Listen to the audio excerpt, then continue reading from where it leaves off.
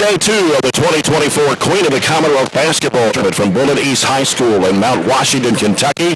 And this afternoon, in the consolation bracket, the Barren County Trojanettes take on the Lady-Redhounds of Corbin. Jay Turner courtside with Glenberg this afternoon. Glad you could join us here at 104 The Score and 104thescore.com. Also on BC Live this afternoon as well. Glenn, it's been a while since we've done a game together, but we've done several in the past. Jay, over the years, we've done a lot of games, but it has been a little while, and it's always good to be back with you. Always a good time. Glad to have you on today. Well, thank you. For sure.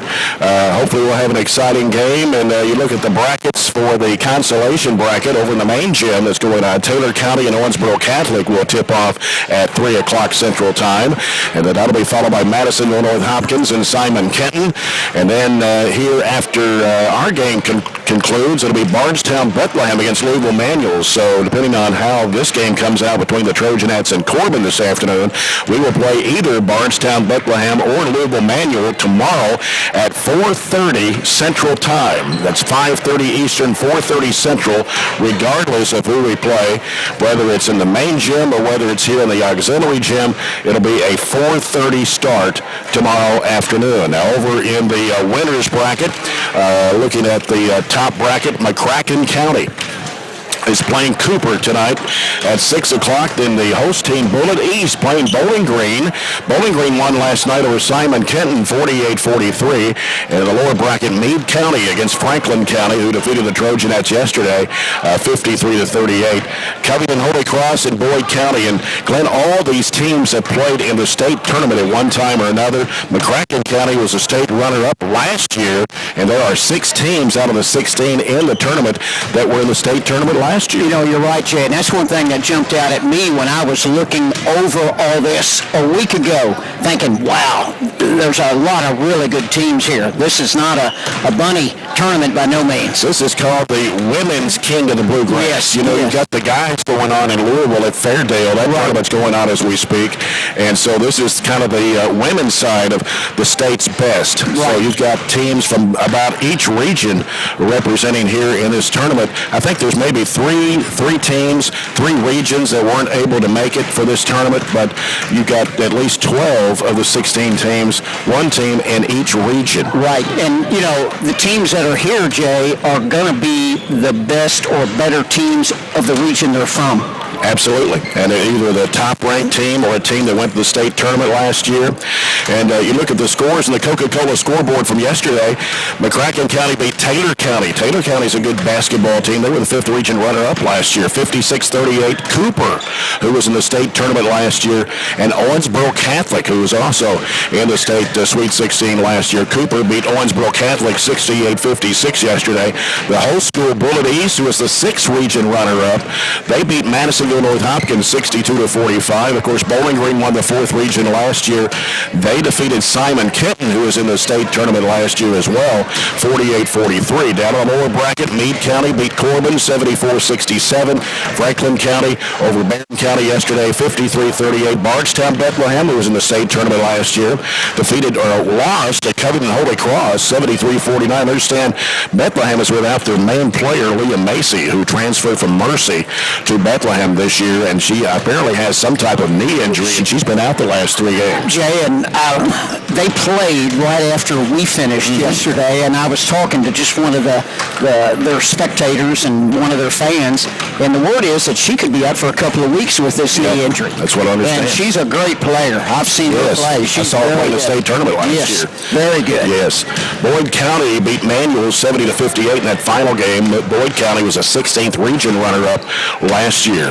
Well, we've got more to come in the Don Franklin Glasgow countdown to tip-off. We're about 13 and a half minutes away. It's the Trojanettes and the Lady-Redhounds of Corbin. We'll return with more coverage here from Bullitt East High School in Mount Washington after this timeout on 104 The Score.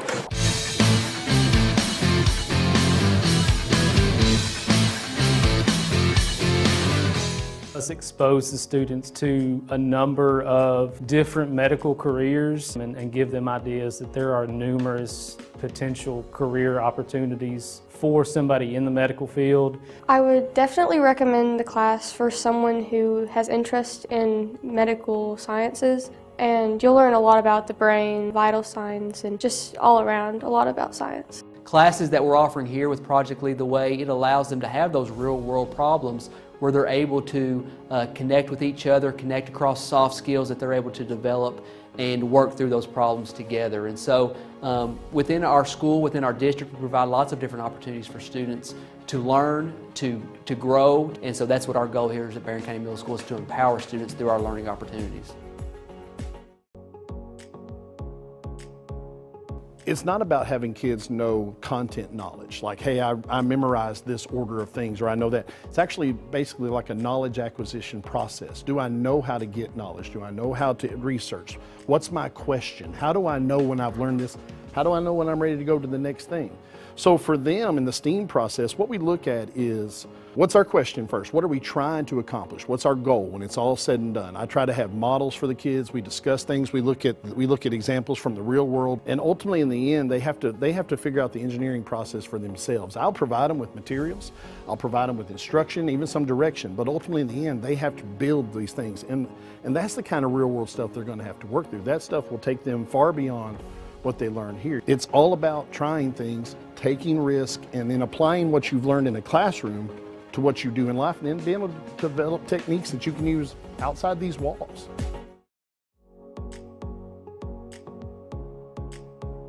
I'm super proud of what we've been able to build in the last few years in our program. Our goal has always been to set students up for success. But what this does is, I think it is a game changer, because it creates that next step of connections for students to what we're doing in the curriculum, and allows them to really see hands-on what nobody else gets to see. I've absolutely loved the past 4 years being in biomed. I have got so many wonderful opportunities, and it has prepared me so much for my future. I really feel like our rigorous curriculum really prepares them for med school, physical therapy school, pretty much any graduate medical degree. Our table is a great asset. It's really just a really good supplement to help their learning. Barren County High School is very fortunate to offer multiple career pathways. The biomedical pathway is just one of those, but our focus is always to have students hands-on experience that prepare them directly for the career that they're going to have when they graduate.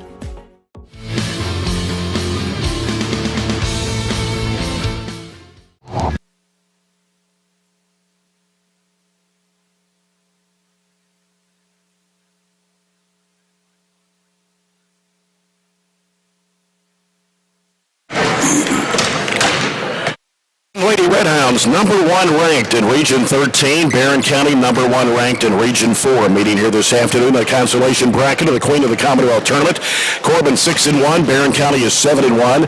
The Lady-Redhounds lost to Meade County yesterday. Their first loss of the season, 74-67, while the Trojanettes got their first loss of the year against Franklin County, 53-38. Lowest points in a game this year for Barren County at 38. Abby Varney had 18 points in that game. Franklin County hit 8 threes in that game, and Barren County was only 4 of 13 from the foul line. That was a big difference there, Glenn. Franklin County hitting 8 threes, but Barren County only managed 4 of 13. You take those 8 threes away, and we hit all 13 of our free throws. It's a tight game. Yes, it's a nip and tuck. Yeah.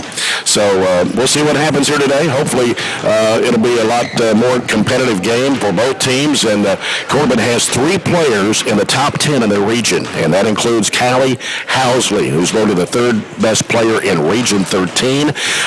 Kylie Clem is #7, and Darcy Anderson is #8, while Abby Varney ranked the #1 player in Region 4. And you look at some stats on Corbin, they average 71.5 points a game, and they hold their opponents just 45.5. They do a lot of scoring, Jay. Yes. They were shooting the ball. I really thought they were going to come back in that game yesterday against Meade. They actually took the lead and they lost it, and went back ahead and they lost it again. You're right, and hit some crucial threes at critical time in the game. Yeah, they shoot 49% from the field. They've made 32 threes this year. They shoot 68% from the foul line, average 29.5 rebounds a game. The 2022 team went to the state tournament, went 25-7 under Isaac Wilson, his 7th season at Corbin, and the winner of Region 13. They lost to George Rogers Clark in the 2022 state Sweet 16. That's the only time they've been to the state tournament in recent years, but they beat Harlan 66-49. Perry Clay County Central 80-42. Jackson County 74-47. North Laurel 65-47. Williamsburg 68-30. West Jessamine 76-59. They have Region 13. They're ranked number 1 in Region 13. They're followed by North Laurel, South Laurel, Knox Central, and Jackson County. And the 50th district that they compete in was South Laurel, Williamsburg, and Whitley County. The Trojanettes are averaging 57.3 points a game. They shoot 47% from the field. They've made 24 threes out of 62 attempts for 38.7%. They shoot 58% from the foul line and average 27.6 rebounds a game. We got more to come in the Don Franklin Glasgow countdown to tip-off. Tip off the season with huge savings and score big at Don Franklin Glasgow. You're listening following the Queen of the Commonwealth Tournament here on 104.7 The Score.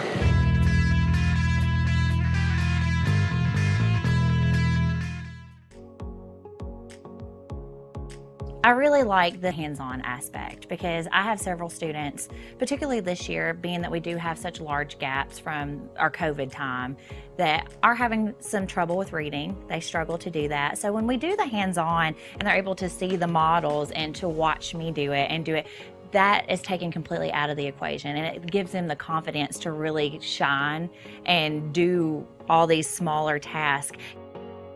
Building that foundation of how students can use science, technology, engineering, arts, and math, making those connections with the classroom teachers and what they're doing in their classrooms as well. And you know, sometimes they don't have the time to do those project-based type things. In our STEAM lab, they're able to do that. And then also with our Project Lead the Way, students are really thinking about how to build and solve real-world problems, presented with scenarios, and then they have to problem solve and come up with solutions as a team. And so we're really excited about laying that foundation here at Temple Hill this year.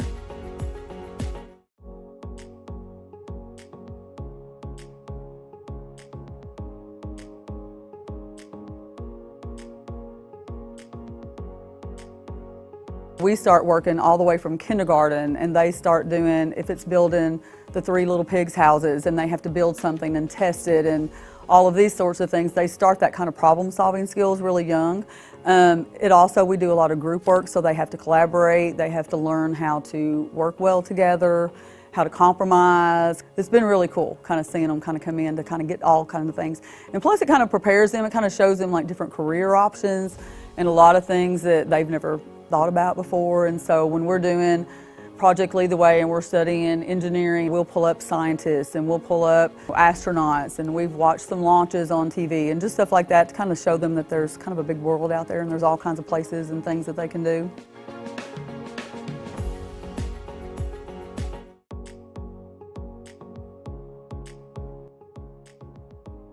What I really like about with Project Lead the Way and with the STEAM content that I get to teach is it makes those real world connections. It's allowing kids to put their brain in action. It's not that, we're not at that time in the game where we're sitting and getting and taking notes and content. It's taking that content and applying it to real world selections. And that's what Project Lead the Way is allowing us to do and create those opportunities. Those students that you have in the classroom that may struggle with that reading and math are thriving with this content because they're able to put solutions to problems and fix things that they wouldn't necessarily get in a normal math or reading classroom.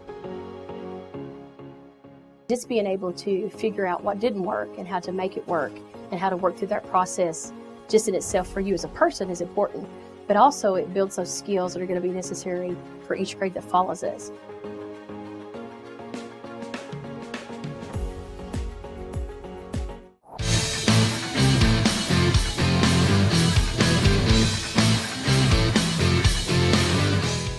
From Barren County in Glasgow, online by logging on to GlasgowNews1.com.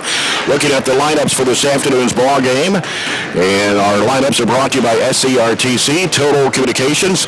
For the Corbin Lady-Redhounds under 7th-year head coach Isaac Wilson, they'll start number 4 Kylie Clem, a 5'9" junior, averaging 19.5 points and 4.5 rebounds. She scored 20 yesterday in the loss to Meade County.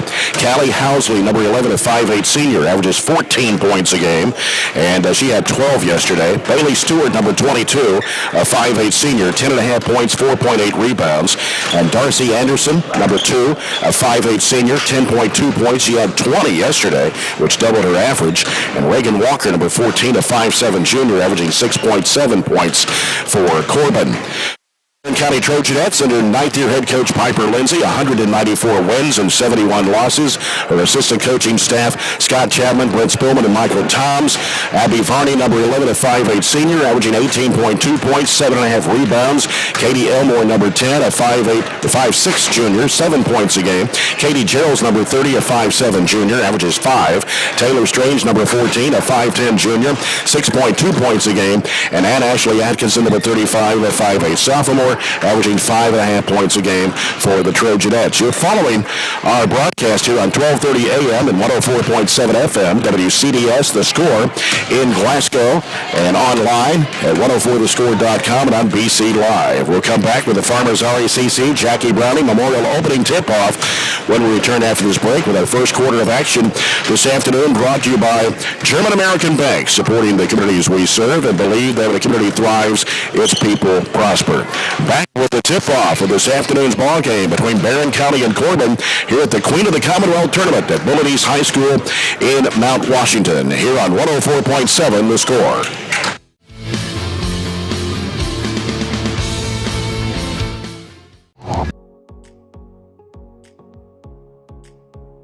At the culmination of our pathways, students have the opportunity to go out into the community and to be able to co-op.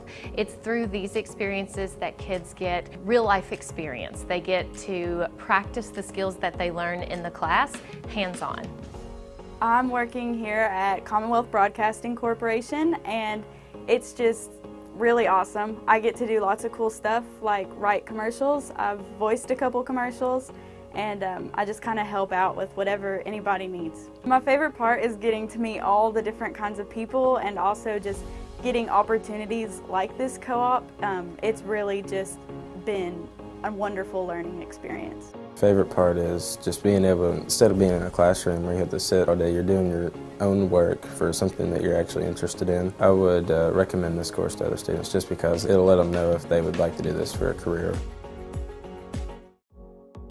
Medical Detectives is part of the Project Lead the Way curriculum, a feeder to the biomed program at the high school. One of the things that I really enjoy about this class is that it does expose the students to a number of different medical careers and give them ideas that there are numerous potential career opportunities for somebody in the medical field. I would definitely recommend the class for someone who has interest in medical sciences, and you'll learn a lot about the brain, vital signs, and just all around a lot about science. Classes that we're offering here with Project Lead the Way, it allows them to have those real world problems where they're able to connect with each other, connect across soft skills that they're able to develop and work through those problems together. And so within our school, within our district, we provide lots of different opportunities for students to learn, to grow. And so that's what our goal here is at Barren County Middle School, is to empower students through our learning opportunities. It's not about having kids know content knowledge, like, hey, I memorized this order of things, or I know that. It's actually basically like a knowledge acquisition process. Do I know how to get knowledge? Do I know how to research? What's my question? How do I know when I've learned this? How do I know when I'm ready to go to the next thing? So for them in the STEAM process, what we look at is, what's our question first? What are we trying to accomplish? What's our goal when it's all said and done? I try to have models for the kids. We discuss things. We look at examples from the real world, and ultimately in the end, they have to figure out the engineering process for themselves. I'll provide them with materials. I'll provide them with instruction, even some direction, but ultimately in the end, they have to build these things, and that's the kind of real world stuff they're going to have to work through. That stuff will take them far beyond what they learn here. It's all about trying things, taking risk, and then applying what you've learned in a classroom to what you do in life, and then being able to develop techniques that you can use outside these walls.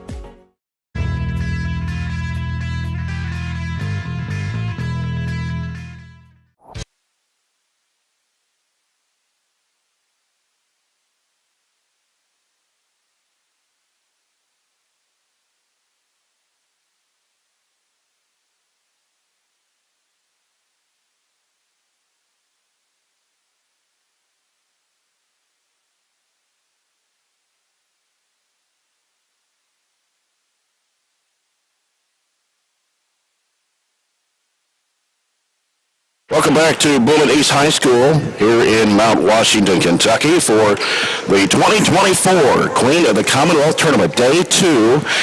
And Glenn, this is not the best, I mean, I've been in worse positions before to broadcast a game, but to be 12 inches from the playing floor in the corner. Jay, we're right on top of the action. As long as it's not right on top of us. That's exactly right. But now we're going to have to kind of pay attention to that a little bit. Yeah, you can't be looking down at your paper. No. You never know what's going to happen on this end of the floor. But the Trojanettes are to our right. If you're watching on BC Live, the Trojanettes are to the right and the Corbin Lady-Redhounds to the left. Trojanettes in burgundy this afternoon. White numbers and letters outlined in gold. And the Redhounds of Corbin in white uniforms with red numbers and trimming. The officials are out of Region 6. That is the Louisville-Jefferson County region. And the officials are sponsored by Monticello Banking Company, NBC. Proud supporter of Barren County basketball as we get set for the Farmers RECC Jackie Browning Memorial opening tip-off here. And we are sitting, if you're looking at the playing floor from the bleachers, so there's only 4 rows of bleachers in the gym. You look on the other side, of course, it kind of reminds me of Barren County Middle School in a way of the setup, but we had a lot more bleachers at the middle school. You're exactly right, Jay. We got a full section of good bleachers. This is like a nice auxiliary practice-related gym. It is. It's a nice gym, nice floor, but it's small. It is small. So we're stuck over here in the corner, so we'll do the best we can to describe the action on the other end of the floor.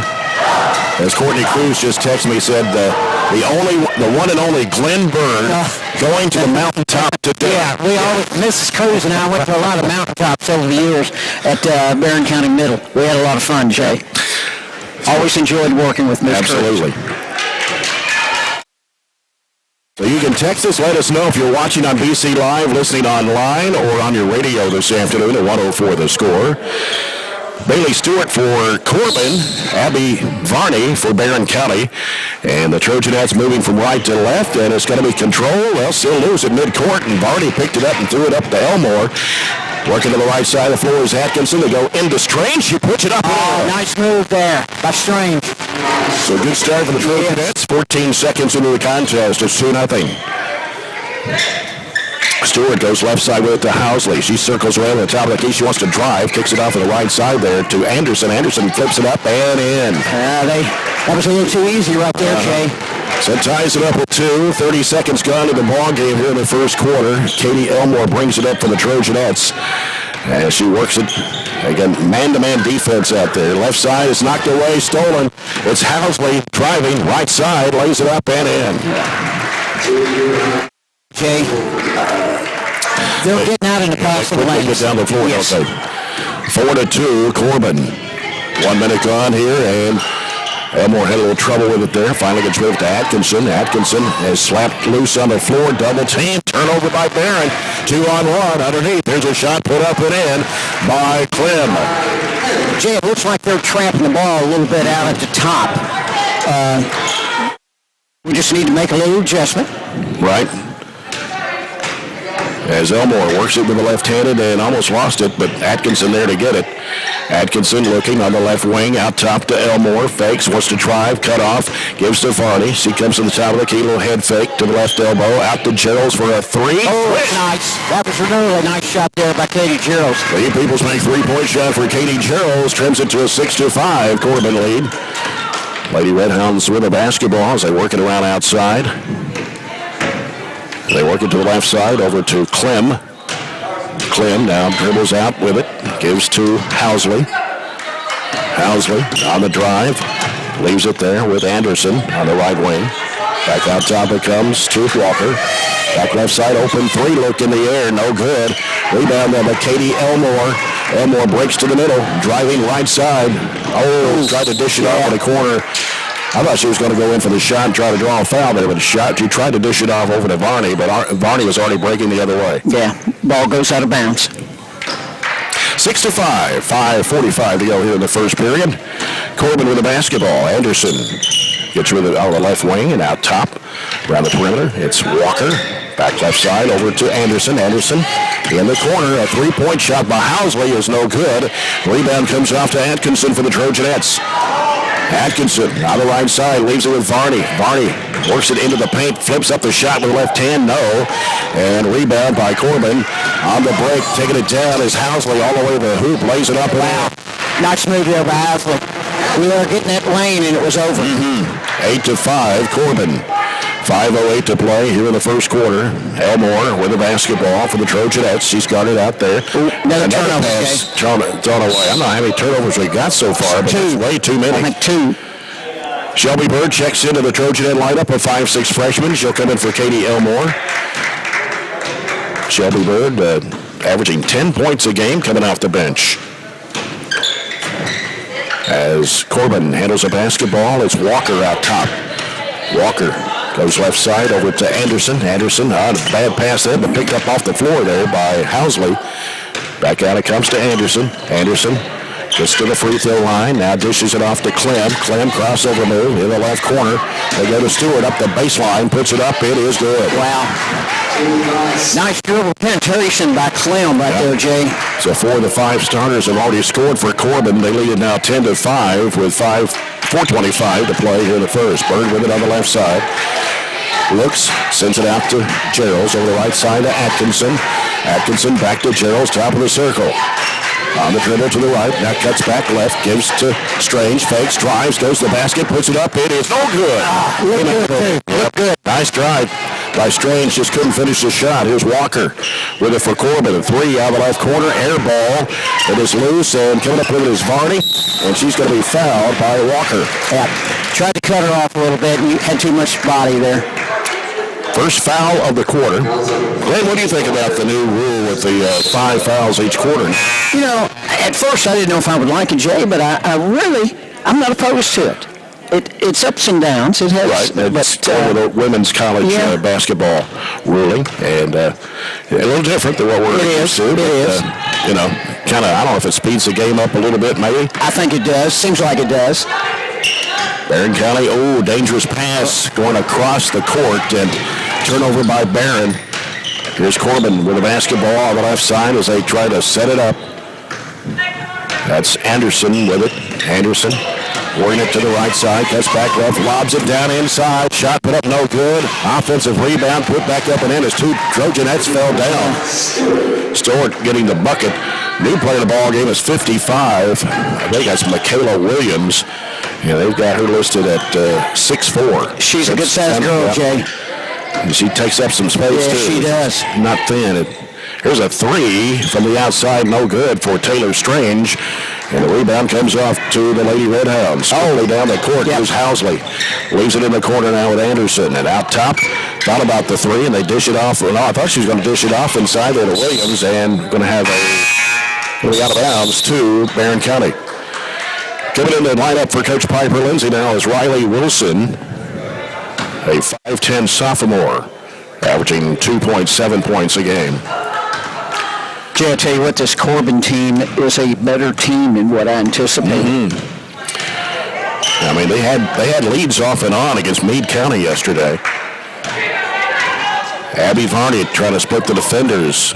Now trying to dish it off. Not a good pass there, but it got to Strange somehow. And here's Bird in a lot of traffic. Can't get the shot to go. Williams had it for a moment. Stolen by Varney. A foul. We needed that bucket right there, Jay, by Shelby.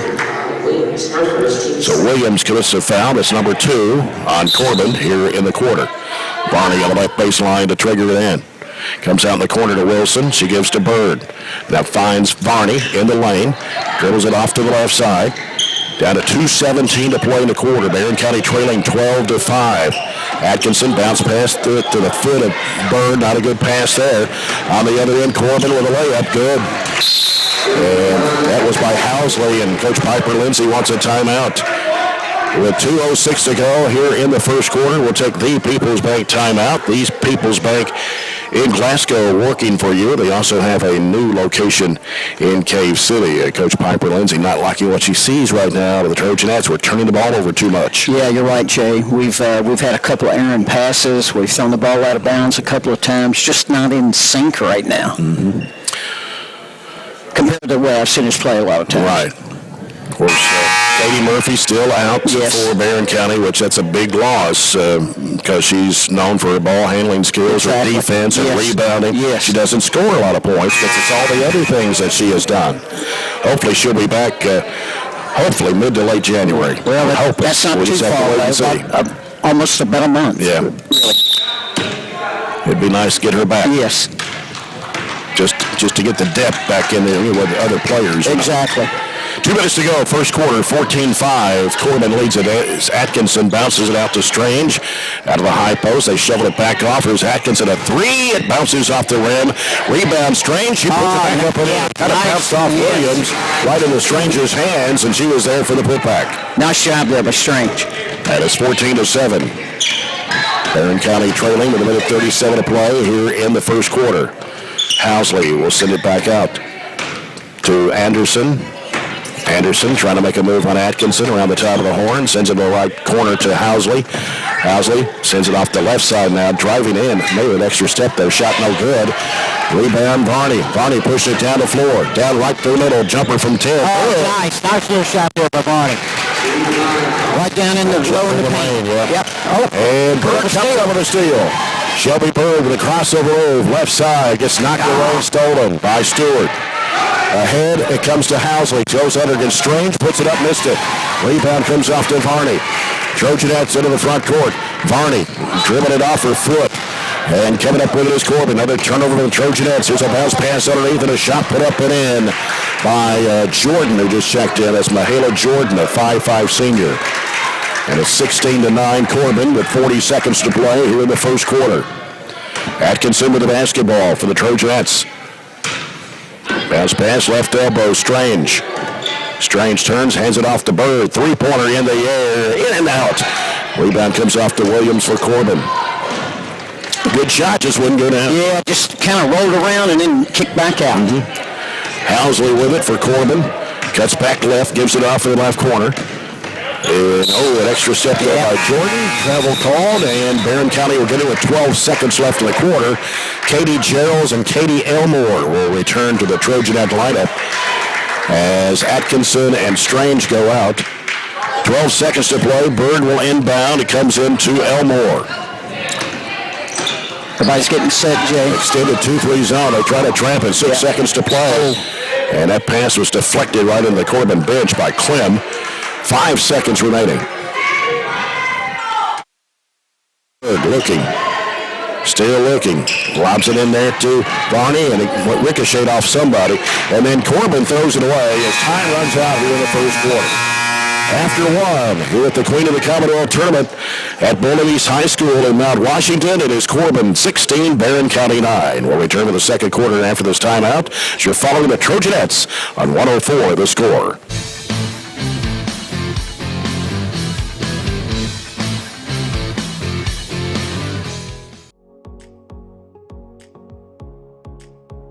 I'm super proud of what we've been able to build in the last few years in our program. Our goal has always been to set students up for success. But what this does is I think it is a game changer because it creates that next step of connections for students to what we're doing in the curriculum and allows them to really see hands-on what nobody else gets to see. I've absolutely loved the past 4 years being in biomed. I have got so many wonderful opportunities and it has prepared me so much for my future. I really feel like our rigorous curriculum really prepares them for med school, physical therapy school, pretty much any graduate medical degree. Our table is a great asset. It's really just a really good supplement to help their learning. Barren County High School is very fortunate to offer multiple career pathways. The biomedical pathway is just one of those, but our focus is always to have students hands-on experience that prepare them directly for the career.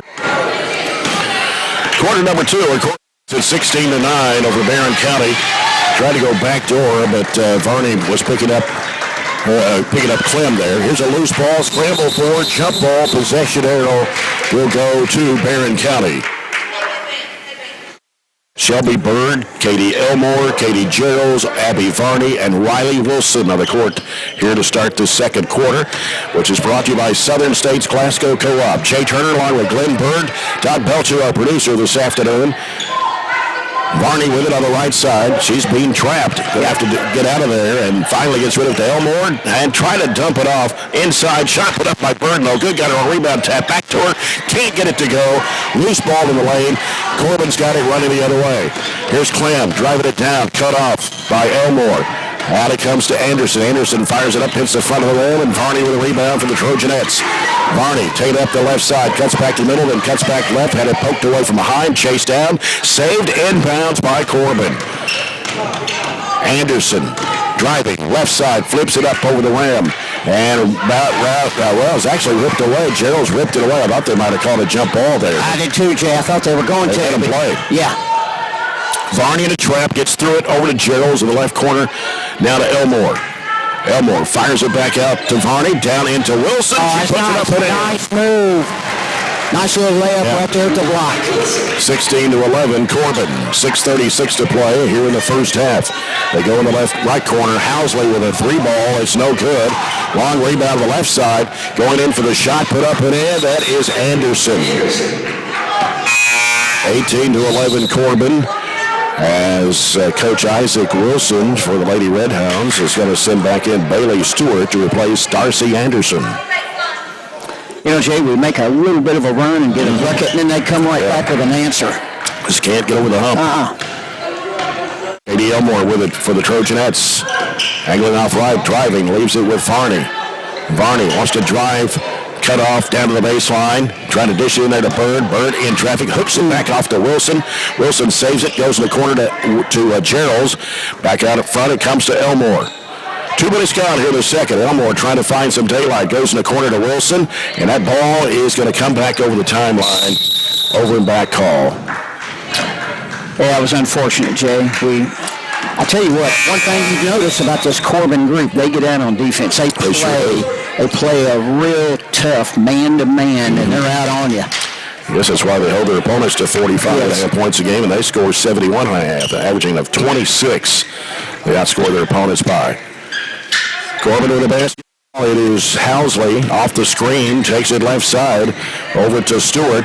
Stewart with a spin move in the free throw line, gives it back over to Clem for a three. It is no good, and the rebound comes off to Gerald's. Gives to Elmore. Elmore down the middle, into the front court, cuts back left, then cuts back right. Drives, throws it up off the window, and a foul. So Katie Elmore will go to the free throw line. The foul is on Jordan, I believe. Her first, and the first foul of the second quarter. It's going to send Katie Elmore to the free throw line, a 69% foul shooter on the season. First one on the way, it is no good. Off to the right. Got Hannah Bragg in the ball game for Barren County, a 6-foot sophomore, and Ashley Atkinson returns just check back in, yes. Yep. Second shot for Katie Elmore. It's on the way, and it's good. Her first point. 18-12, Barren trailing by 6 with 5:20 to play here in the first half. Anderson with a basketball. Gives it over to Walker. Walker against Hannah Bragg. Back left side over to Stewart. Stewart now looking inside. Nobody there. Comes out to Anderson. Anderson out of the right wing. Anderson now dribbles, sends it back to the left side, over to Clem. Clem in traffic, one-hand shot, no good. Nice rebound by Hannah Bragg. Great rebound right there. Good block out right yes, there. Sir. Here's Elmore driving, throws it. Nice job. Took it all the way to the bucket and laid it in. Had 2 defenders on her, too. Yes. 18-14, Barren County back within 4. Here's Clem. Gives to Anderson. She's going to launch it for 3, and it's good. At the time, you get it down to 4, and then they cut. They just answered. A 3 and back up to 7 now. 21-14. 4:26 to play in the first half. Elmore with the basketball. Trying to force it in there. Turnover. And then Barren trying to get it back. We're going to have a foul call. Is that going to be on Hannah Bragg, or was that on Varney, Jay? Could you tell? I think it's Varney. Okay. Of course, the officials' backs are to us when it's hard to signal, so it's hard to tell, and it's hard to hear the PA announcer over here. Anderson with it for Corbin. Double post. Look out front, and they've got looks like a foul on what, Katie Elmore? Number 10? I think so, yeah. The first and the team second of the quarter. Corbin's basketball as it comes out to Anderson. Anderson, double screen out top again. Looking to the right side, hands it off to Housley. Housley back to the left side, over to Stewart. Stewart cuts back to the top of the key. They feed it in there to Walker. Walker goes up with the left hand, no. Rebound, Varney. Varney pushes it down the floor. Varney kicks it off, right side, Bird from 17. It's no good. Varney with the offensive rebound, trying to go back up and track with the left hand. Nice job there by Varney using that left hand, Jay. And that's her second field goal of the ball game, and it's 21-16. Clem goes into the left corner, three ball in the air, no good. Varney with another rebound. They trap her as soon as she got the rebound. Try to dribble out of it, throws it up court to Bragg, she loses it. Another turnover by Barren. They go underneath, and a shot put up and in by Housley. You know, just that quick, Jay, they come back and open that lead back up on you a little bit. That's 23-16. That's Housley's 8th point of the half. So we come down to 3 minutes to play here in the second quarter. They go to the high post, and here's a shot right corner, no good for Atkinson, and a rebound to Corbin. They get the ball down in a hurry real quick, and here's Clem driving in, flips up the shot, no good. Rebounded there by Shelby Bird. Bird pushes it down the floor for the Trojanettes. Bird driving, throws it up on the run, and play. Needed that. We needed that, Jay. 23-18, Barren back within 5 with 2:38 to play in the first half. Corbin, Anderson with the basketball. Anderson around the top of the key, wants to drive, leaves it out there with Housley. Housley trying to make a move one-on-one against Bird, steps back, shoots a 17-footer, and is no good. And Bragg tried to get to the rebound, saved in bounds by Corbin, but the Trojanettes have it coming the other way. Atkinson lobs it up. It is Elmore underneath Bird, puts it up. Oh, nice dish there. Nice dish down to Shelby by, who was that? It was Elmore. Yeah, Katie Elmore. Yeah. So now they cut it to 3. That's as close as the Trojanettes have been since early in the first quarter, actually. 12-16-9. You're right. And now it's 23-20 Corbin. Timeout on the floor. Yeah, I don't think the Corbin coaches liked us coming back like that. I would say not. I think he's a little disappointed. Join James Brown and John Butler for the Brown Sports Bag, an hour-long sports show every Monday afternoon at 4 o'clock on 104.7 The Score. Lots of games going on. I haven't run down the list of all the games yet, Glenn. Look at all that list. Wow. Somebody, I mean, there's just about every team in the region's playing somebody, even a Christmas tournament, a holiday classic. Greenwood Girls, just for instance, at Clarksville, West Creek at the Beach Holiday Classic in Hendersonville, Tennessee. Metcalfe County Girls against Good Pasture Christian at Madison, Tennessee. These are just girls' games. The boys' games are listed down here. We'll go Glasgow Girls taking on Greene County at the Caveland Classic. That's over in Edmonson County. Russell County Girls, the Smoky Mountain Classic. Wow. Went there last year. The girls and boys both played in that Smoky Mountain Classic. That was a good tournament. Well, here we go, Jay. Back to action here. Under 2 minutes to play in the first half. Corbin with the basketball as Walker. Now Clem gives it back over to Stewart. Back to Clem, top of the key. They're trying to go inside, but they can't. Got good ball movement in there. They go inside, though, and a shot put up and in by Walker. Yeah, we changed our defense, Jay. Looked like the Trojanettes win zone, but they were able to get the ball inside and got a quick bucket. 25-20 the score. Corbin leads it with 90 seconds left in the first half. Elmore with the basketball, picks up her dribble. Coming out to get it, Shelby Bird. Bird goes left side to Atkinson. Atkinson bounce pass inside there. Bragg, it goes to Elmore. She saves it in bounds, but right in the hands of Clem, and she'll go in for the layup. A turnover and then a layup. 27-20. Back up to 7. Coming down to a minute to play here in the first half. Varney with the basketball. She's trapped. Bounce pass to Bragg. Top of the key. Bird for 3. No good. Offensive rebound by Elmore. No good. And the ball off the fingertips of the Trojanettes. Out of bounds to Corbin with 51.8. I thought we were going to get that rebound, Jay, but just kind of dribbled around a little bit and then went out of bounds. Housley with the basketball for Corbin. Goes off the screen out top, cuts back left. Bird trying to stay with her, drives the basket, puts it up, no good, but a foul. As Housley went to the deck, she'll head to the free throw line for 2 shots. And Foul charge to, who put it on, Bragg? I saw the 4, that's all I saw, and it was from the right hand of the official. So we'll put it on Bragg. First free throw is good for Housley. That's the first free throws of the basketball game.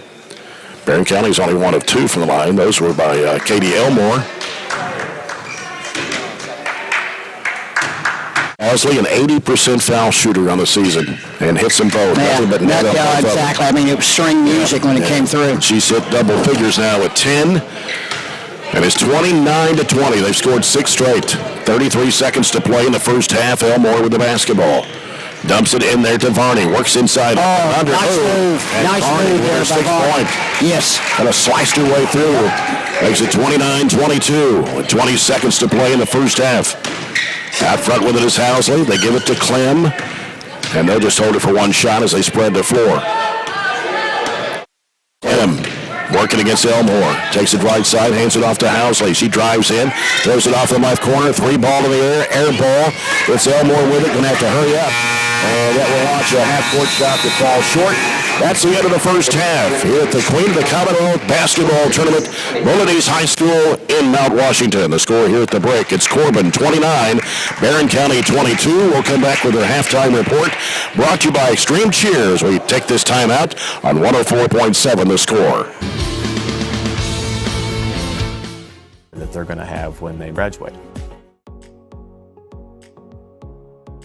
I really like the hands-on aspect because I have several students, particularly this year, being that we do have such large gaps from our COVID time, that are having some trouble with reading. They struggle to do that. So when we do the hands-on and they're able to see the models and to watch me do it, that is taken completely out of the equation, and it gives them the confidence to really shine and do all these smaller tasks.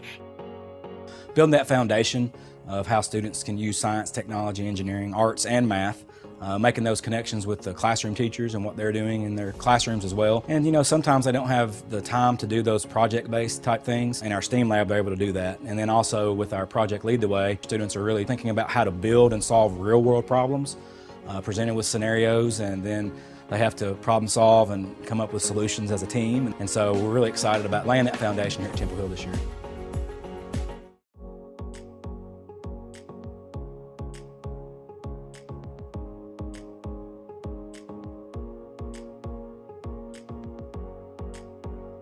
We start working all the way from kindergarten, and they start doing, if it's building the 3 little pigs houses and they have to build something and test it and all of these sorts of things, they start that kind of problem solving skills really young. We do a lot of group work, so they have to collaborate, they have to learn how to work well together, how to compromise. It's been really cool kind of seeing them kind of come in to kind of get all kinds of things. And plus it kind of prepares them, it kind of shows them like different career options and a lot of things that they've never thought about before. And so when we're doing Project Lead the Way and we're studying engineering, we'll pull up scientists and we'll pull up astronauts, and we've watched some launches on TV and just stuff like that to kind of show them that there's kind of a big world out there and there's all kinds of places and things that they can do.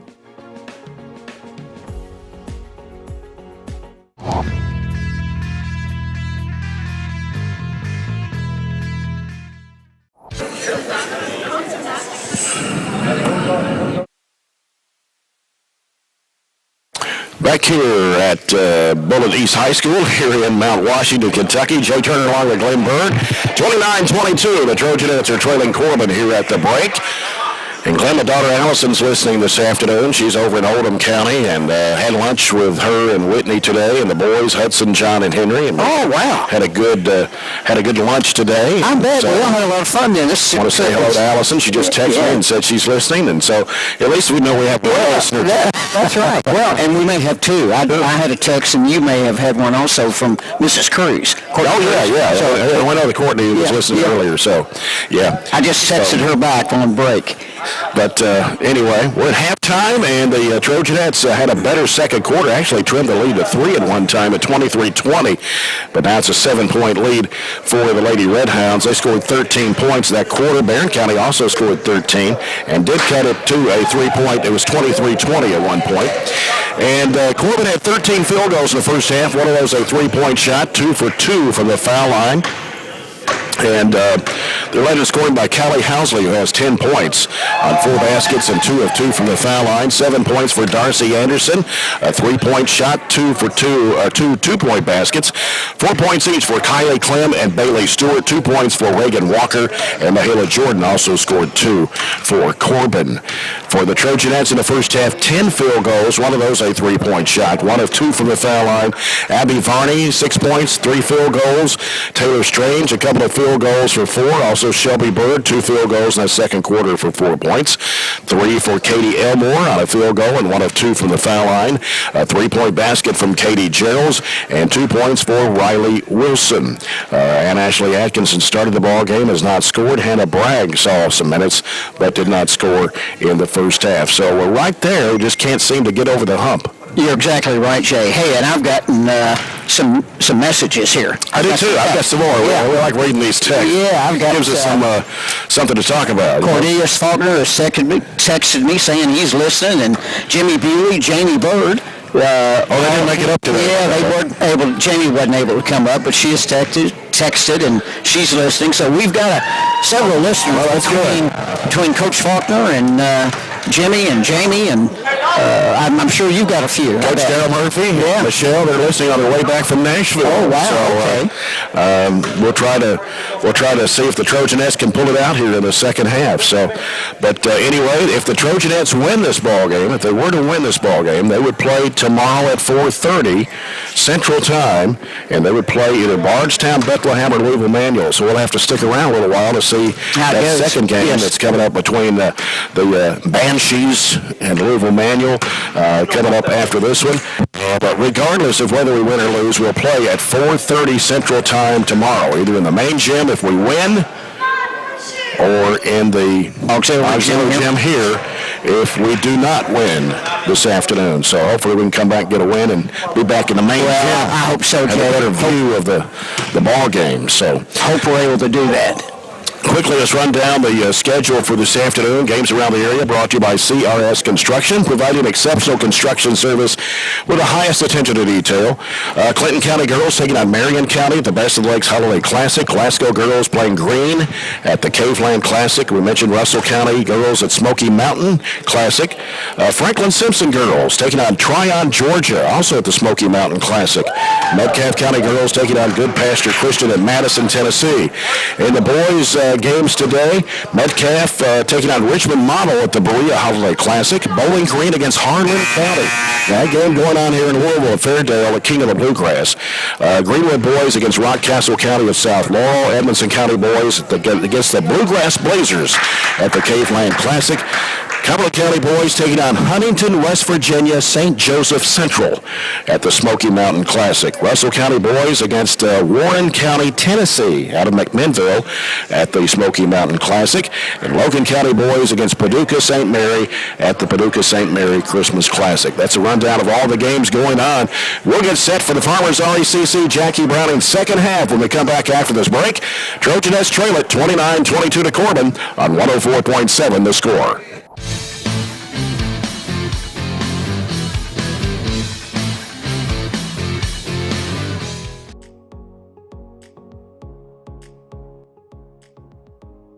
What I really like about with Project Lead the Way and with the STEAM content that I get to teach is it makes those real world connections. It's allowing kids to put their brain in action. It's not that, we're not at that time in the game where we're sitting and getting and taking notes and content. It's taking that content and applying it to real world selections. And that's what Project Lead the Way is allowing us to do and create those opportunities. Those students that you have in the classroom that may struggle with that reading and math are thriving with this content because they're able to put solutions to problems and fix things that they wouldn't necessarily get in a normal math or reading classroom. Just being able to figure out what didn't work and how to make it work and how to work through that process just in itself for you as a person is important. But also it builds those skills that are going to be necessary for each grade that follows us.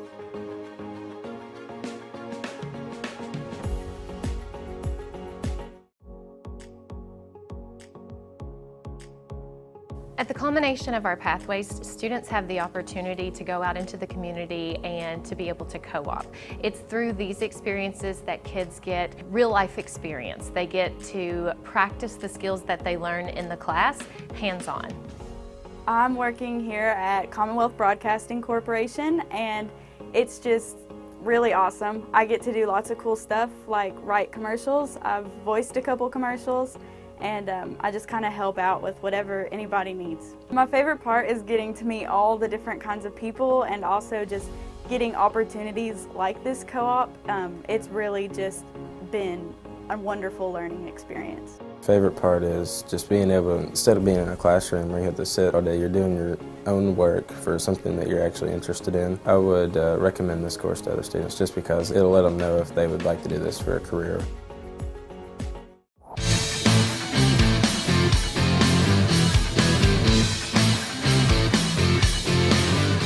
Main courtside, Glenn, right here 12 inches from the playing floor in the corner. Jay, if we were any closer, we'd be playing in the court.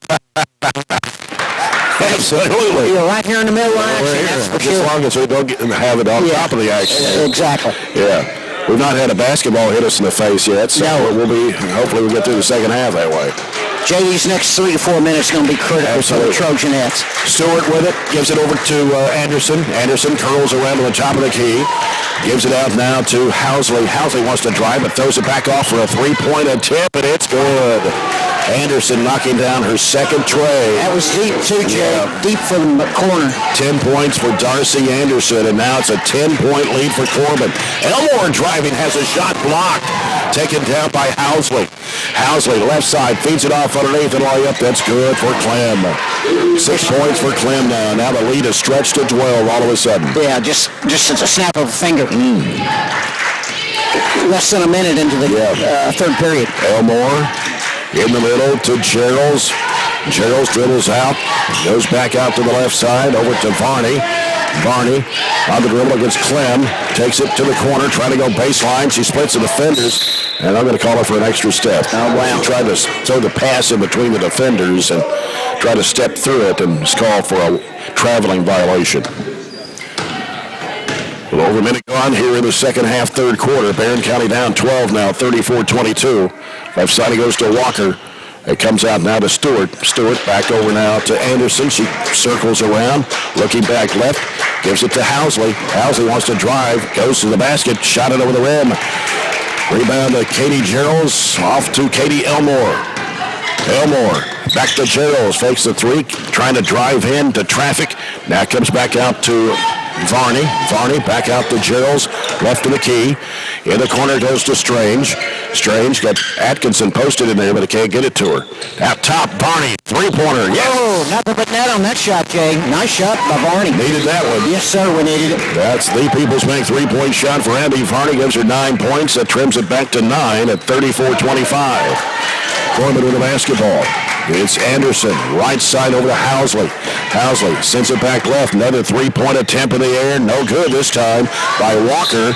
Barren County comes up with a foul on Stewart, I believe it is. Well, that was quick. And that's her first, the first foul of the third quarter against Corbin. Well, here we go. And so Atkinson checks out of the ball game. Shelby Bird back in. It's Katie Elmore. Cuts back left, drives. Leaves it out there, Varney. Spin move up with the left hand. No good, but a foul. She'll go to the line to shoot two. Nice move there by Varney. Fouls up for 4. Clem, her first. Clem picks up her first personal. That's the second foul of the quarter against Corbin. Abby Varney at the line, a 68% foul shooter on the year. The first one is on the way. Too strong. She'll have one more. You know, Jake, foul shooting is such a critical part of basketball. Yeah, and the Trojanettes were only 4 of 13 yesterday. Exactly. The second shot's good for Varney. Gives her an even 10. 34-26. 5:36 to play here in the third quarter. They work it in there to Stewart. Stewart goes under with the left hand, puts it in, draws a foul. Yep. That was Stewart's 6th point of the afternoon. Stretches the lead back out to 10 at 36-26. So they go to the line, too. Who was the foul on? I couldn't tell. It was on the other end of the floor. I don't think anybody's in foul trouble, though. So No. The shot is missed, but then was it just out of bounds? I thought somebody came over the back of the rebound, but it'll be Barren County's basketball. 5:28 to play here in the third. Barren down 36-26. Elmore with the basketball, gets into a trap in midcourt, goes to Varney, fires it down to Strange, one dribble, now looks for help. She's in a trap. Back to Varney. Varney feeds it over the left side. Elmore for the left elbow. It is no good. Bounces twice off the rim and is tapped out of bounds by Corbin. Stay with the Trojanettes here, Jay. Shelby Bird will inbound on the right side of the basket. Looking, trying to force it in there to Varney, and then Bird came right back to Shelby Bird, and she was stepped on the inline. I didn't like that inbound pass. Not a good one. No. And 3 minutes gone here in the third quarter. Barren County down 36-26 to Walker. Walker works under, puts it up and in against Strange. It's back up to 12 at 38-26. That's been the largest lead. Left side, Varney. They're trapping the ball everywhere it goes. Gerald's back to Elmore. Over to Bird on the right side. Feeds it in there to Gerald. Goes under. She's fouled as she went up. Is it going to be on 22, Jay? I think so. So that'll be on Stewart. I noticed there's two Stewart girls on their roster. I'm wondering if they're sisters. Probably. One's an 8th grader, yes. I think. Free throw's good. Eddie Gerald's getting her 4th point. She knocked down a 3-point shot back in the first quarter. Hannah Bragg has checked in, Jay. As she comes in for Taylor Strange. Second shot for Gerald's on the way. No good. And the rebound comes off to Housley. And almost threw a bad pass, but luckily for them, Walker was there to get it. 38-27. Walker down low. In the corner, Clem trying to go baseline. She's cut off by Shelby Bird. Has to reverse it back out. Now Clem leaves it out there with Housley. They go back out. Clem for 3. Swish. Wow. Points for Kylie Clem, and now the lead is up to 14. 4 minutes to play here in the third quarter. Elmore with the basketball, right side Bird, back out to Elmore, back over to Bird, sends it down to Bragg, and Bragg back out now to Elmore. Elmore in the middle to Gerald's. Gerald's back over to Bird. 3 if it goes. It is headed out. And the rebound comes off to Corbin's Bailey Stewart. Stewart into the front court. Right side, it goes to Anderson. Anderson's going to launch it up for 3, and it's in and out. Battle for the rebound. Bragg pulls it down. She was trapped. Gives to Varney, and then, Corbin player call for the foul. That will be on 22, Stewart. I think that's her second. And I think maybe that may be the 4th foul of the quarter. I believe you're right. Of course, the scoreboard doesn't keep the fouls or anything. It's just the score itself and the time. Katie Elmore with the basketball for the Trojanettes. Jump pass, left side, Atkinson skips it over to Varney. Varney cut off, up and under move, forces up the shot, no good. Rebound by Corbin. Down to 3:08 to go in the third quarter. Walker, right side over to Anderson. And Anderson on the move against Shelby Bird. Hooks it off in the left corner. Another 3 ball in the air. It's an air ball this time. Taken by Elmore. Elmore with it. Push it down the floor for the Trojanettes. Sends it off to Varney. Varney from 15. It's off the mark. Offensive rebound by Bragg. And it's going to be off her foot and out of bounds. Somebody knocked it out of bounds. It's going to stay with the Trojanettes, Jay. It looks like. So 2:46 to play here in the third quarter. It'll be Barren County's basketball as Varney will send it in play. New player in the game for Corbin now is Lydia King, number 33. Her first appearance into the game this afternoon, a 5'6" freshman. Comes out high there to Elmore. Elmore to Atkinson. Goes down in there to Bragg. Puts it over. Nice shot. That one over Jordan. Nice shot off the window. Give her the People's Bank shot there for Hannah Bragg. 41-29. Corbin, 3 out of the left corner. In and out. Rebound comes off to Bragg. She'll give it to Elmore. See if the Trojanettes can make a run here. Well, going to have a reach. foul. Somebody reached in and fouled. That's going to be on King, her first. That should be 5. We'll see here in a second. No, apparently it's just 4. Yeah, Trojanette inbounding the ball at midcourt. And with 2:18 to play, they dump it off to Atkinson. Bounce pass in the corner. Bragg around the perimeter. Bird for 3. It's no good. Rebound, Bragg. Oh, nice putback by Hannah. Cuts it down to 10 at 41-31. 2 minutes to play in the third quarter. Anderson off in the right corner now to King. King will send it out to Housley. Housley with a crossover move, back and forth, spin move, losing the handle. Oh, a foul. Didn't see that. Of course, we're on the other end of the floor, so it's kind of hard to tell at this angle. Looks like that one's on Shelby. And that will be, I think that's her first. Fouls on 11, her second. Well, maybe that's 2. I'm not sure they even said the right name there. It didn't sound like Shelby. No, it didn't. Housley at the line for 2 shots. The first one is good. Housley, an 80% foul shooter. She can a pair back in the second quarter. Again, they got 3 players ranked in the top 10 of the region. And the second shot also good for Housley. She's got 12. Clem was voted the 7th best player. Housley the 3rd best player. Anderson the 8th best player in Region 13. 43-31. Varney with the basketball. Gives to Bragg. On the right side, Bragg trying to drive. She's cut off. Gets it out to Elmore. And now Elmore dumps it in there to Varney. A lot of traffic in there. Up with a shot. She's fouled. So Abby Varney will step to the charity line for a pair. Fouls on 11, Housley, her second. Housley picks up number 2. Abby Varney, 1 of 2 at the stripe, make it 2 out of 3. Gives her 11 points now. That makes it 43-32. With 1:27 to play here in the third quarter. Second shot on the way, good again. Got it. 43-33. Largest lead's been 14 here in the second half. Anderson with the basketball against Varney. Takes her one-on-one. Goes off to King. King will hand it off now to Anderson. Anderson to the right side. Sends it out top now to Housley. Housley working around the top of the perimeter. Here's Clem. Cuts back left, upper left hand, and saved it in bounds. It got blocked. Loose ball knocked out of bounds, and it'll be Barren County's basketball off the hand of King. I think Hannah Bragg actually kind of tapped that ball a little bit, Jay, it looked like, from here. Barren able to get a hand on it. Trying to get it to single digits here with under a minute to play in the third quarter.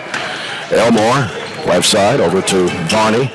Feeds it to a breaking Shelby Bird. Has a shot blocked. Trying to get it back. Taken by Corbin. And then steals it. Puts it up. No good. Got her a rebound. Back up. No good. Bragg puts it up. No good. Can't get the shot to go. Great effort there. Just couldn't get the shot to go down. 35 seconds to play here in the third quarter with a 10-point Corbin lead. And they're going to hold it, Jay. Yeah, they're going to pull it out and take one shot. And Clem started to make a move to the basket, then reverses it back out, gives to Anderson. 20 seconds left. They're in that position, layups only. Down to 15. Anderson starts her move, hands it off. Clem in the corner, 3-point try, air ball. Loose ball picked up by Varney. 4 seconds, still got time here to get a shot off and try to put it up. Got fouled. There's a foul right there. They didn't call it, did they? Not going to call the foul at the end there. So we're after 3. It is Corbin 43, Barren County 33. We'll return for the fourth quarter after this timeout as you're following the Queen of the Commonwealth on 104.7 The Score.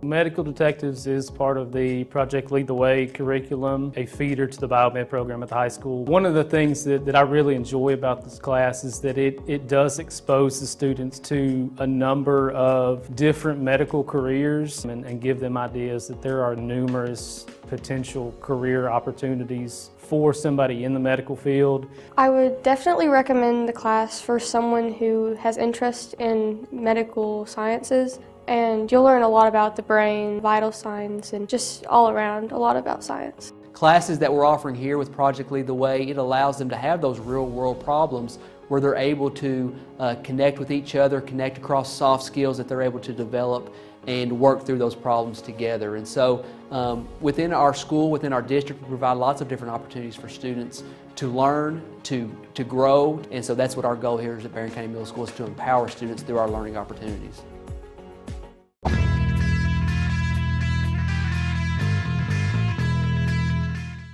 It's Glasgow Co-op third quarter, 14-11. As we enter quarter number 4 here in the Farmers RACC Jackie Browning second half. Fourth quarter brought to you by South Central Bank. Small enough to know you, big enough to help. Jay Turner with Glenn Bird here this afternoon. Varney working her way, gives to Bird. Right elbow, jumper, wins. Good. 6 points for Shelby Bird. Yeah, nice mid-range jump shot for her. And it cuts it down to 8 after trailing by 14. It's 43-35. 7:40 left in the basketball game. Housley with it for Corbin. Coming out to get it is Walker. Right side of the key. Sends it left over to Clem. Clem looking down inside. Now throws it across over to Housley. Housley putting down the dribble now. Gets rid of the basketball to Stewart. Stewart back out now to Clem. Clem loops it off to the left corner. Walker against Riley Wilson trying to get around her. And a pass broken up, stolen by Shelby Bird. And gets it into Atkinson. And now to Bird. 1 minute gone here in the fourth. Trojanettes see if they can rally here to cut back that deficit even more here. Shelby Bird, left side, over to Varney. Wants to drive, goes under, puts it up and in. Nice move by Varney. Took it all the way to the rack, Jay. Cuts it back to 6 after trailing by 14. It's 43-37. 6:22 to play here in the basketball game. Right side with it is Walker. Walker against Riley Wilson. Goes, screen set, drives it right down the middle. Blocked by Bird. Bird on the run, down the middle of the floor. Bird gets rid of it, back to Barney. Fakes, drives in, goes under, puts it up. Nice dish there. Nice move by Barney. And it cuts it to 4, and Corbin wants a timeout. Barren County trailed 14 at one time. It's cut to 4 at 43-39. 6 straight points for the Trojanettes here in the fourth quarter. Jay, we just got to keep that going. Now, what Corbin has been doing, they take a timeout, they draw up a set play, and they've been scoring, whether it be off of a 3 or a drive to the basket. But we got to hang tough right here. Still a lot of time left, 6:23 to go. When you can't get to the games to follow Barren County Trojan and Trojanet basketball, you now have all these options to listen or watch the games live. You can listen on air at 12:30 a.m. or 104.7 FM. Listen and watch at 104thescore.com. Listen and watch at the 104 The Score app on your smartphone. You can also watch it on youtube.com/BCHS Live. And you can also watch the games on EPP Channel 19 and SERTC Channel 97. Lots of options in listening and or watching Barren County High School basketball this season from 104 The Score. Yeah, I was watching Corbin's coach. He had his clipboard out, drawing up what he exactly wanted them to run. Let's see what they do here.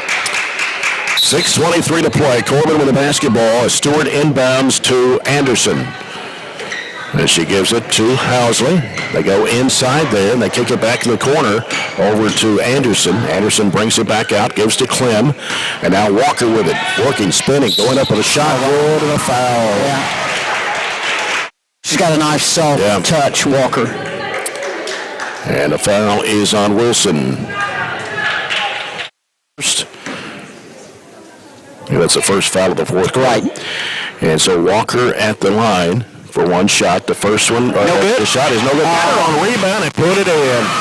Wow. She gets a 4-point play out of that, and it stretches it back out to 8. 47-39. Elmore driving, dumps it off to Bird, puts it up, no. Try to get her on rebound. It's taken by Atkinson. Now Varney with it, a lot of traffic. Gives it back to Elmore, out to Bird, fakes, tries. Trying to get around a defender. Oh, an offensive foul on Bird. That was close. It was, Jay. Yeah. It's right here within 15 feet of you and I.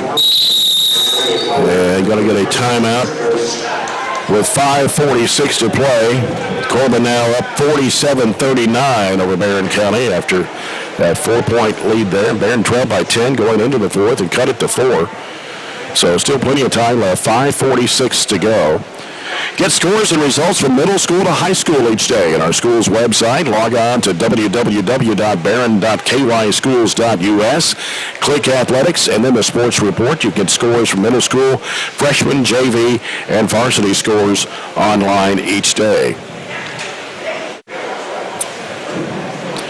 You talk about this tournament with all these teams that have played in the state tournament.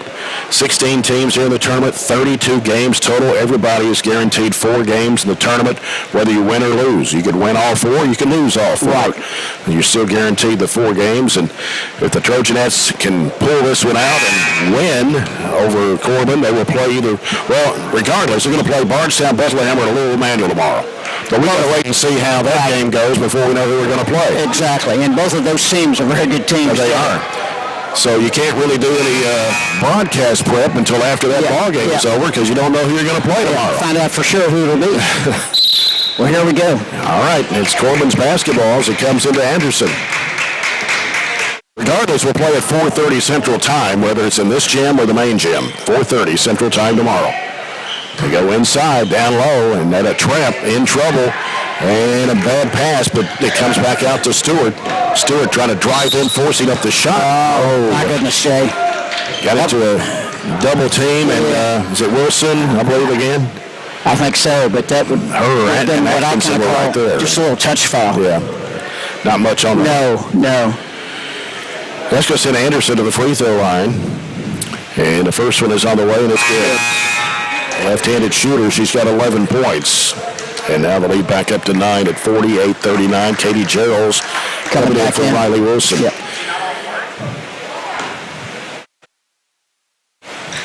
Second shot is in and out, but they get a rebound, and they're going to have another foul. My, oh my. Jay, I just don't understand how we're getting these rebounds on us at the foul line. And now that's going to put Walker at the line, who hasn't been there this afternoon. And she'll have 2 shots. First one, no good.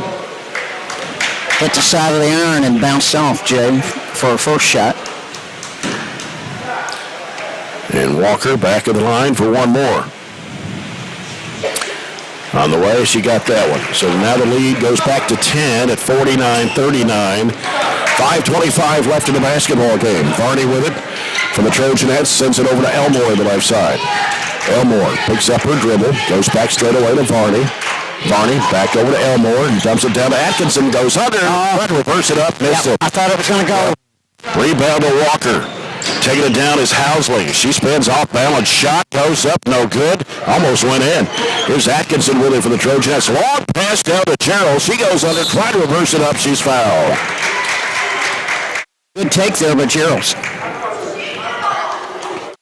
So Katie Gerald's at the line for 2 shots.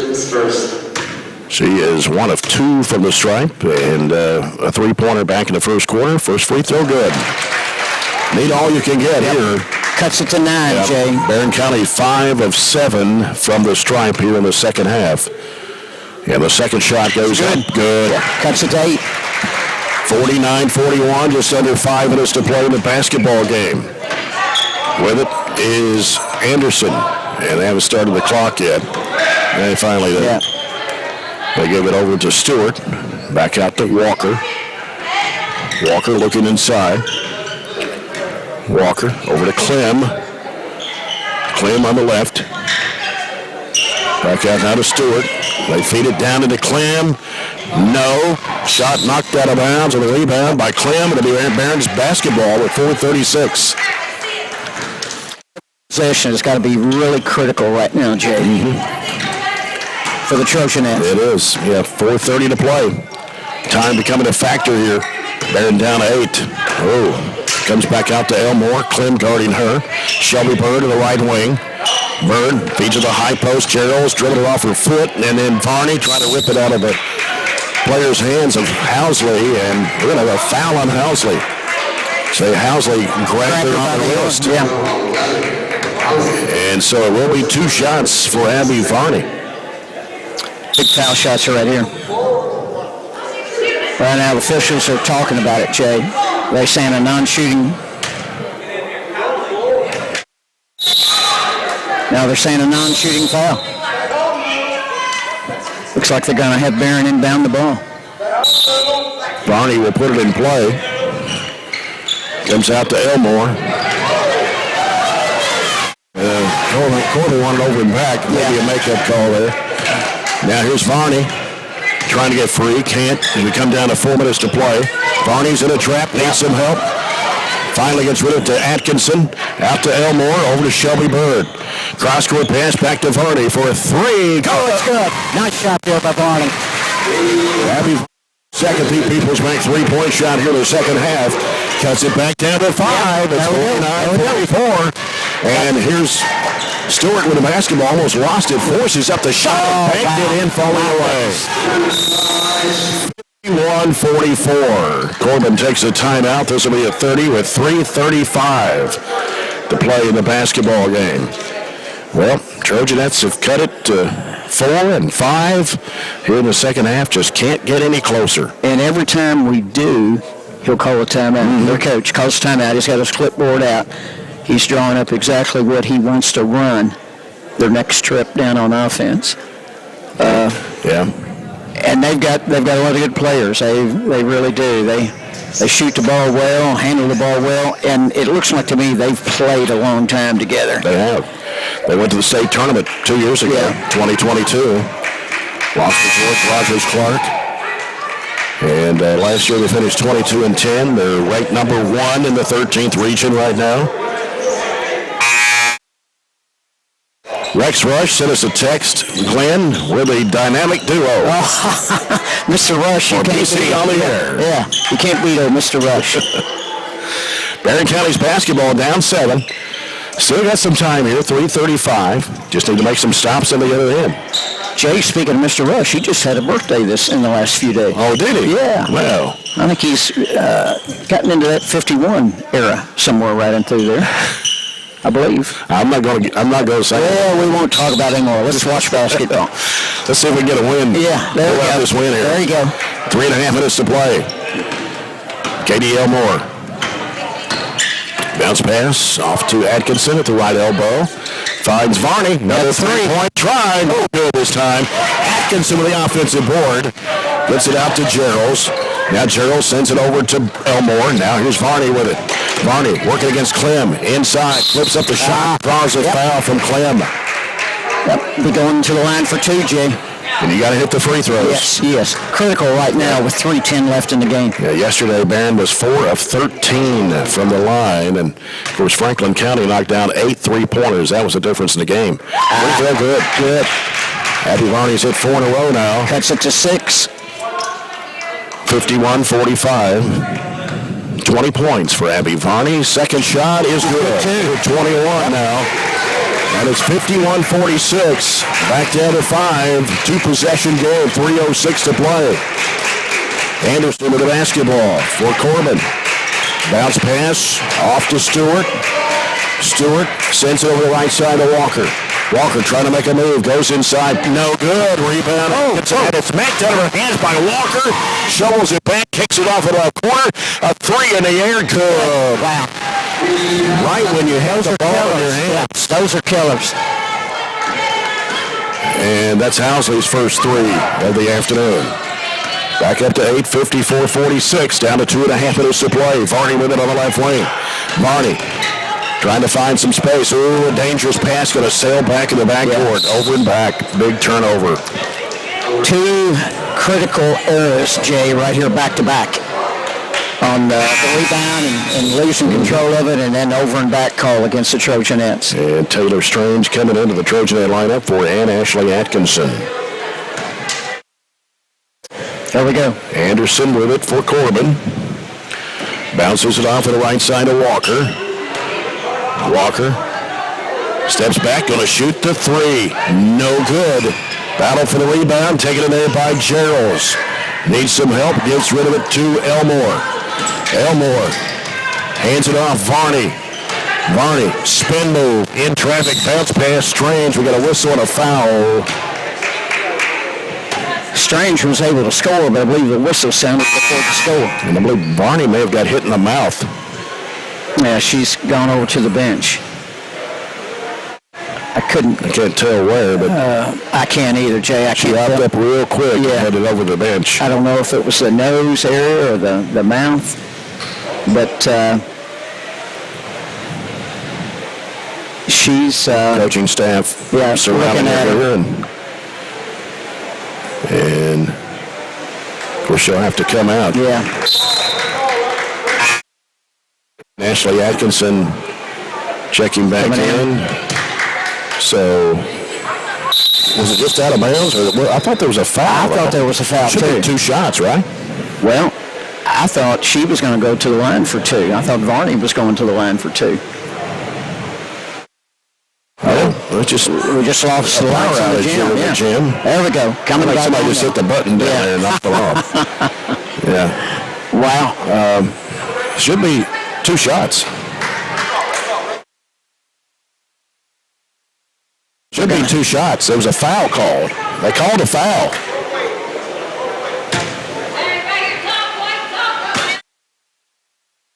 Wow, Jay. Ball comes into Atkinson. Gives it out to Elmore. Gives to Bird. Back to Atkinson, or rather to Elmore. Elmore throws a bad pass. It's going to be picked off underneath the basket. Turnover by Barren. Here comes Clem. Has it knocked out of bounds by Elmore. Yeah. As Clem got into a trap. We did. We did a nice job on the trap, and the ball got batted out of bounds by one of the Trojanettes. Looks like Varney's going to check back in, Jay. Hey, Corbin's going to call a timeout with 1:42 to play. Barren down by, 6? Down by 8. 8. Down by 8, 54-46. They cut it to 5. A couple of occasions here in the second half. Jay, I think that's the closest we've got. Yeah, I think I'm right. Our last 3 possessions, we've either turned it over or lost the ball. It seems like our last 3 possessions since that 5-point tie.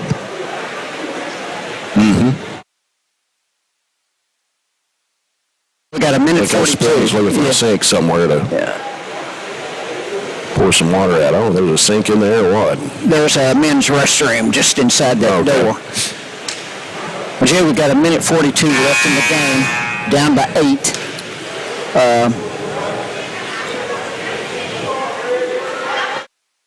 Yeah, it's going to have to... in a game like this, do you force some turnovers and make some shots? I mean, pick them up full court? Anything's still possible. I mean, I've seen it happen. Minute 42 left and be down 8 points. It's happened before. But Varney not very often. No, you're right. Varney's checked back in. So I don't know. She may have just cut on the lip or something. Yeah, I don't know. I'm not sure, Jay. She appears to be okay. Yeah. Well, we've kind of picked up full court man. Anderson. She walked. No call. Down a minute and a half to play. It's Stewart. Stewart leaves it in the corner. Whistle, foul on Gerald's.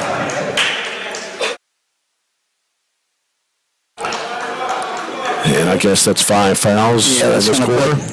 Is that Stewart? Yes. Stewart at the line. And she's 0 for 1. Yeah, for 2. Mm-hmm. First one on the way, and it's good. 55-46, Corbin. But to me, what we're going to have to do with a minute 27 to go in the game and down 9, I mean, it's and that's good. Yeah, full court man and score quick. Yep. 56-46, Varney. Left side, Shelby Bird. Feeds it there to Elmore. Shoves it to the corner. Here's Gerald's with a 3. That's no good. Ball hits the floor. Clem has it for Corbin. Holds up, gives it off to Anderson. Yeah, they're not looking. Yeah, they're going to spread the floor out now. 7 to play. Some clock. And there's a foul. Stops the clock with 1:05. And that's going to put Walker at the free throw line. She's 1 for 2. Yeah, wish we could hope for a miss here. Yeah. She got that one. Yep. Corbin has hit 7 of 9, actually 7 of 10 in the second half. Pulls Corbin out to, 11-point lead now? And that one is off the mark. Here comes Elmore. Bounce pass off to Atkinson. Back to Elmore. Goes under. Missed the shot. Elmore reaches in to tie it up. And jump ball with possession arrow going to Corbin with 57.7.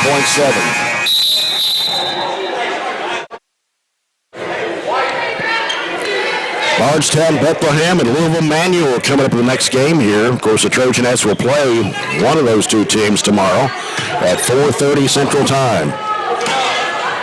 Corbin. She's going deep. Yep. It's going to be picked up by Katie Gerald. Gerald off the Bird. Throws that one-handed shot up. No good.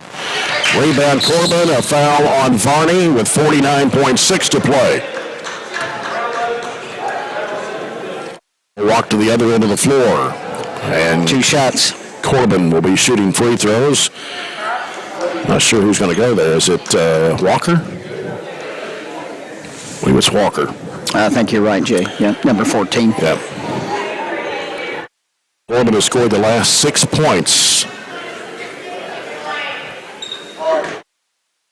And Walker, first of 2 on the way. It's no good. She's 2 of 5 from the stripe. 10 points on the afternoon for Walker. 57-46 Corbin with 49.6 to play. Second shot for Walker. It's on the way, and it's good. 46 Corbin. 48 seconds remaining. Elmore gets rid of it to Varney. Varney got Clem all over her. Spins, gives it off to Bird. Bird drives in, splits the defenders, puts it up and in. Good shot there for Shelby. 58-48. Timeout by the Trojanettes. 36 seconds left. 58-48 Corbin. Jay, I just wish we could have had a few more of those drives and scores. Yeah. You know, third quarter, early fourth quarter. Got to remind you, the Barren County Trojans will be in action next week. They're off this week, but they'll be back on the court next week for the Taylor County Farm Bureau Insurance Holiday Classic at Campbellsville High School. They've already been there twice this year, Glenn. Yeah. Went with the boys and went with the girls. And now going to be there 3 more times, the 27th through the 29th. That'll be next Wednesday through Friday, and they're guaranteed 3 games. The Trojans will play Casey County next Wednesday afternoon at 4:30 Central Time. They're in the upper bracket with Bardstown and Cumberland County. The lower bracket is Campbellsville and Edmondson County, and East Jessamine and Metcalfe County. Well, the girls have just played Casey County a week ago. Saturday. Yeah, just Saturday. Oh, here we go, Jay. Final 36 as Corbin has the basketball. They made the inbounds play and tried to trap the ball. Foul on Shelby Bird at midcourt. Will put Walker back at the charity stripe for 2 more shots. Stops the clock with 32.1 to play. And Walker was just there. She's 3 of 6, so she's shooting 50% from the line, all here in the fourth quarter. Stay tuned to CPC Commodities post-game reports coming up as Walker sinks the first one. We'll talk with Coach Piper Lindsay and Coach's comments brought to you by McDonald's, and we'll name the MVP of the game brought to you by Edward Jones Financial Advisor Jamie Harris. Second shot is on the way. It is off the mark, and the rebound comes off to Varney. Quickly down the floor, weaves through traffic, takes it to the basket. Shot blocked out of bounds by Walker. It will stay with the Trojanettes with 26.2 seconds remaining. Sends it out to Varney. 3 in the air. Oh, somebody got a hand on it? Yep. It was partially blocked. Yep. Couldn't tell from this angle. One of the outside officials saw it, though. Yeah. And so Bird will toss it in, left side of the bucket. Trying to get somebody open. Trying to get it into Varney. Forces up the shot. Hits it a one-hand runner on the baseline for Varney. Stops the clock with 16.2 with a foul. 59-50 Corbin. So we will walk to the other end again. And this time, going to the charity stripe for the Lady-Redhounds is Callie Housley, who has hit all 4 of her free throws today. 15 points on the afternoon. The first one on the way, good. She's pretty much automatic. Yeah, she is. She got a nice looking foul shot. Yeah. Nice form on her shot. 80% from the foul line of the season. She's 100% today and hits them both. And it's 61-50. The ball rolls up near midcourt. Elmore off the Bird for a three-point shot. It's no good. Rebound to Corbin. Ball gets knocked loose. And here's Walker ahead up to Clem. She'll have a wide-open layup that is good. That'll do it right there. As Corbin will win it by a score of 63-50 over Barren County this afternoon. Corbin goes to 7-1 on the season. Barren County drops to 7-2. There'll be action again tomorrow, though, for the Trojanettes, as they will play either Barnstown, Bethlehem, or Louisville Manual here in the auxiliary gym at 4:30 Central Time, 5:30 Eastern. We'll be back with our post-game coverage and talk with Coach Piper Lindsay after this break. So you're following the Trojanettes from the Queen of the Commonwealth on 104.7 The Score.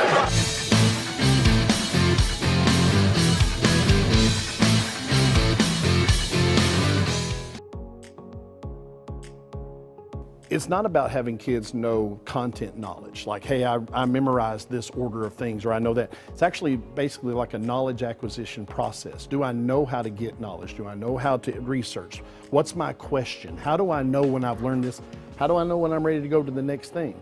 So for them in the STEAM process, what we look at is, what's our question first? What are we trying to accomplish? What's our goal when it's all said and done? I try to have models for the kids. We discuss things. We look at examples from the real world. And ultimately in the end, they have to figure out the engineering process for themselves. I'll provide them with materials.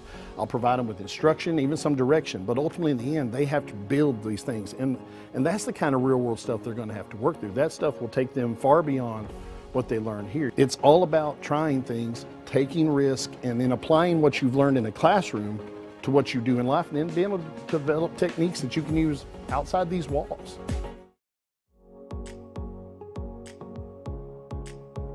I'm super proud of what we've been able to build in the last few years in our program. Our goal has always been to set students up for success. But what this does is, I think it is a game changer because it creates that next step of connections for students to what we're doing in the curriculum and allows them to really see hands-on what nobody else gets to see. I've absolutely loved the past 4 years being in biomed. I have got so many wonderful opportunities and it has prepared me so much for my future. I really feel like our rigorous curriculum really prepares them for med school, physical therapy school, pretty much any graduate medical degree. Our table is a great asset. It's really just a really good supplement to help their learning. Barren County High School is very fortunate to offer multiple career pathways. The biomedical pathway is just one of those, but our focus is always to have students hands-on experience that prepare them directly for the career that they're going to have when they graduate.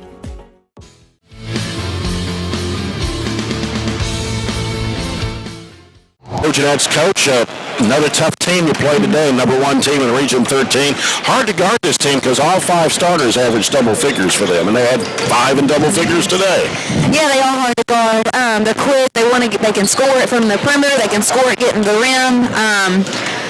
They were definitely hard to guard. But you know what? Games like this and teams like this are going to make us so much better. That's what we keep telling them. Because honestly, a lot of things we did tonight, we can do against a lot of teams that we play, and we get away with it. And tonight, you can't do some little things that we did and beat good teams. And I'm hoping that the girls can understand that, and we can only get better from it. Of course, Abby Varney, another good game from her, 23 points. We turned it over a lot there the first half, but kind of, we got back to the game a couple of times, got it to 5, just couldn't get over the hump. We did, and they were kind of jumping at us some and just doing some things that really are kind of uncharacteristic. We were throwing it to people that they weren't open and dribbling off our foot a couple times, I believe, and throwing at people's ankles, and just some things that we did, I think, where maybe they kind of rushed us some, and it made us make those decisions and do that. And like I said, we kind of slowed down, we settled down in the second half, and we did better taking care of the ball. Yeah. Well, I know you're going to play either Bardstown, Bethlehem, or Louisville Manual tomorrow right here on this same court. I'm sure you're going to stick around, and you did scrimmage Bethlehem this summer, or I mean, was it one of the It was our scrimmages, It was our scrimmage. Not back in the summer, but No, right. one of the scrimmages. So. Right, we did, and of course, their Macy, their best player, is out. But yeah, so we've already seen him, and actually we saw Manuel this summer up at GRC when we played in that one little showcase up there. So we're kind of somewhat familiar with these. I know Manuel, they got all over us, but I know we beat them in the summer. If that helps at all. But no, yeah, we have kind of seen a little bit, very different teams and very different style of play for sure. But yeah, we'll stick around and watch, and we know we play, the loser of them. Yeah, it'll be 4:30 Central Time tomorrow. Yep. 4:30 Central Time tomorrow here in this the auxiliary gym against either Bethlehem or Louisville Manual. But, you know, you talk about Bethlehem, without Leah Macy, they're a different basketball team. They really are. She brings size, she brings strength, she brings scores. So now, you know, that she's out, you know, they're going to be a little bit different. And you know, it'd be a good test for us. That's for sure. Another one, you know, which is what this week is all That's about. What you want is these kind of games. We want to get better. We want to play teams that are maybe better than us, and you know, kind of see where we stand, you know, when at the big realm of things. And so either way, whoever we play tomorrow is going to be good for us. And we've talked about this. This is the women's version of the King of the Bluegrass, because we're named the Queen of the Commonwealth, which is the King of the Bluegrass going on at Louisville Fairdale. But this is the type of tournament you want to be in. It only, as you said, it only makes you better as you go on during the season. So that's exactly right. Just, you know, the game we just played, I thought we did see some bright spots. And, you know, just to mention Hannah Bragg, I thought she was really, really good inside, and you know, just brings a post presence as far as, you know, can block shots and kind of deter some of that scoring that they did have. And you know, Riley Wilson gave us some good minutes, and other than that, you know, we just got to put a full game together. You know, we got to do the little things, like you said, take care of the ball, rebound. We messed up a couple on the free throw, and, you know, just little stuff like that to get better. You shot better from the line today, 9 out of 12, so, you know, that's an improvement from yesterday's 4 of 13. So,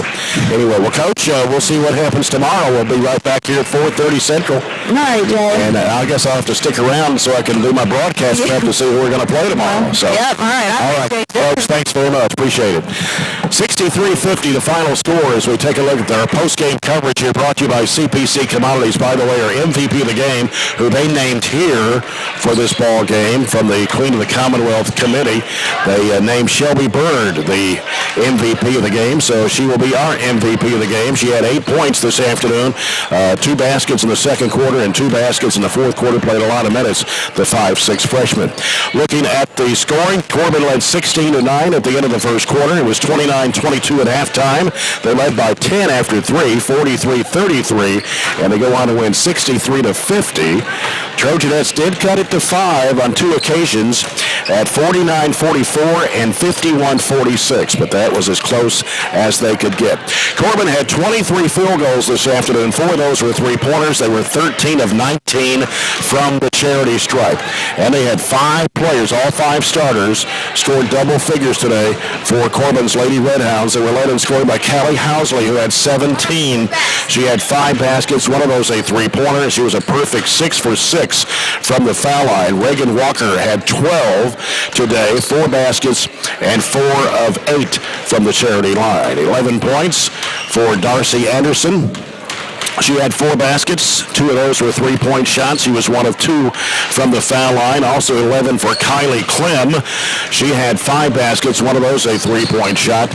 And 10 points for Bailey Stewart, who had 4 baskets and 2 of 3 from the foul line. Mahala Jordan also scored a bucket for Coach Isaac Wilson. For the Trojanettes this afternoon, 4 fewer field goals than Corbin. 19 field goals. 3 of those were 3-point shots.